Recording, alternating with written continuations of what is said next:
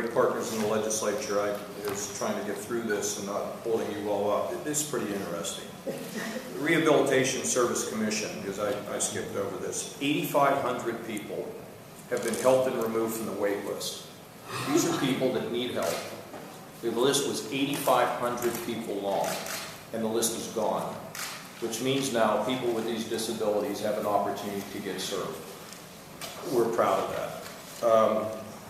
We talked about, this is the Governor's Office of Faith-Based and Community Initiatives. You know, we're actually trying to get them to be effective. Listen to this. The partnership that they formed with communities delivered 100,000 summer weekend meal packages containing 600,000 meals to 10,000 Ohio children during their summer break. I mean, that is, and I've been out and I've seen them. Some of you are out there with me. These kids are being able to get something to eat. I mean, my goodness, it's critical for us. And also, I mentioned a program that involves the high infant mortality rates. The program has now served 131 moms with 60 babies being born, which is just fantastic. And in the area of making government work a little bit better, Mary's been able to reduce the time to handle constituent complaints of insurance companies from 102 to 146 days down to 56 days. Ohio Department of Taxation took an 18,000 volume backlog of appeals.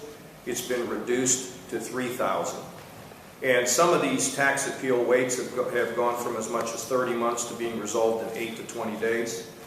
And Ohio Development Services Agency will be able to get heat for Ohioans in need 60% faster because of the improved process to determine eligibility for the HEAP program. So all things that are, you know, human related, and I think because they involve our citizens and particularly those who are particularly vulnerable.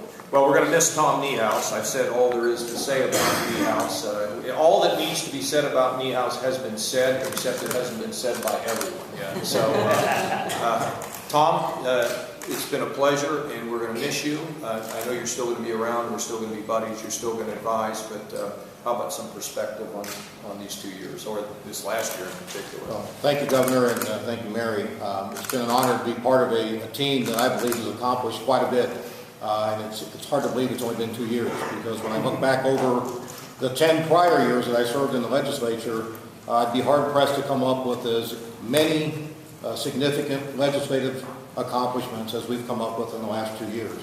And putting my old reporter's hat on, you know, a couple of words that sort of struck me from the governor and from the lieutenant governor, and that was transformative and common sense.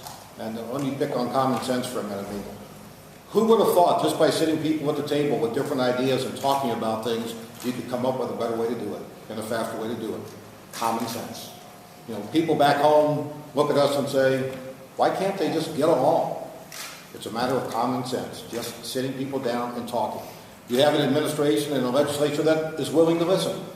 And that's why things are happening faster.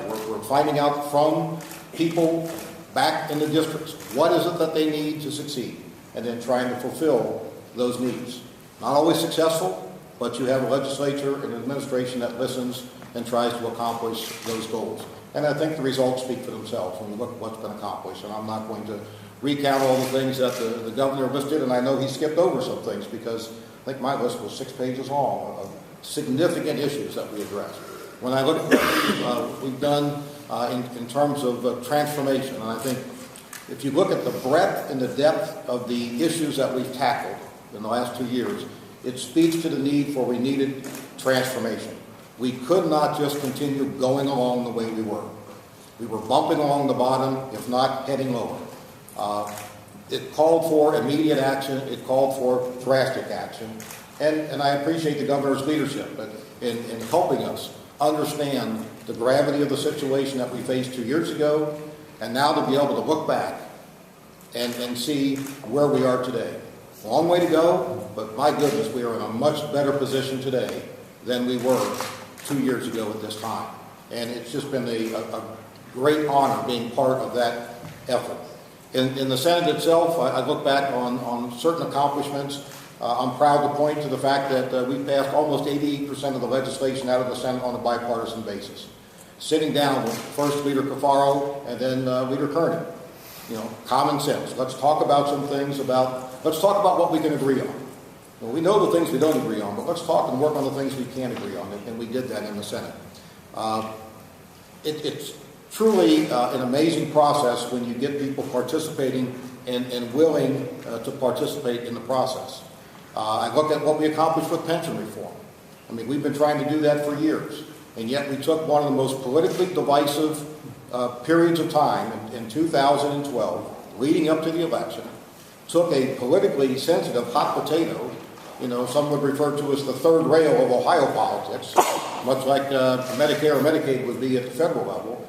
But we addressed that issue on a bipartisan basis and passed it out of the Senate unanimously and had all but one no vote in the entire legislature weeks before a very divisive general election. I mean, I look at that and I say, you know what? The legislature accomplished something by doing that, but more importantly, we took care of the futures of a lot of our dedicated public servants.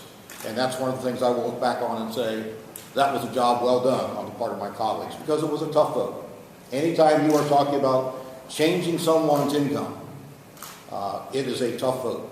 But they stepped up and made the right decision, and we provided a much more solid foundation for the dedicated public servants that we have here in the state of Ohio. I do think there's some unfinished business, and I'm going to hand off to the speaker and my successor. Ethics reform is one that I think is long overdue, and I introduced that late in the session, and really was not sufficient time to vet it through the Senate, and certainly not enough time to get it through the House, and suggested that's something that that could be taken up next year, but we do need to look at that. Redistricting. It was very clear from the election in November, and those of us in the legislature said, we knew the redistricting process, as currently outlined in Ohio law, was not working. It needed to change. Issue 2 was not the way to do it. But in the Senate, we pledged to do something about it. And while it came late in the process, and there was a lot of negotiating going on, a lot of people at the table, at the end of the day, we passed a bipartisan redistricting plan, which I believe can be a starting point for discussion in 2012. There will be continued discussions.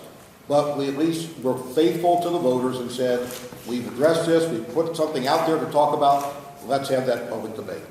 So I look back, and it's hard to believe 2 years have gone by, much less 12 years have gone by. But it has been a real pleasure in the past 2 years, Governor, working with you and the team that's assembled behind you here, all consummate professionals, people willing to talk with you and answer your questions, and willing to be challenged by new ideas. And that's one of the things I'll remember about the last 2 years, is the willingness to try new things. And one of the frustrations I have, coming from the private sector, if you try 10 new things, if 6 of them fail, that's pretty much expected. You know you're going to stumble and you're going to fail. No one thinks anything of it. But in the public sector, if you try 1 new thing and it doesn't work, or 2 new things and 1 doesn't work, immediately you're castigated and people begin to pull back and refuse to try something new. And one of the things I've appreciated, Governor, is a willingness to try things that are new, to take that risk. And sometimes we're going to stumble, but we've got to take the risk if we're going to move Ohio forward, and I'm glad to have been part of that process.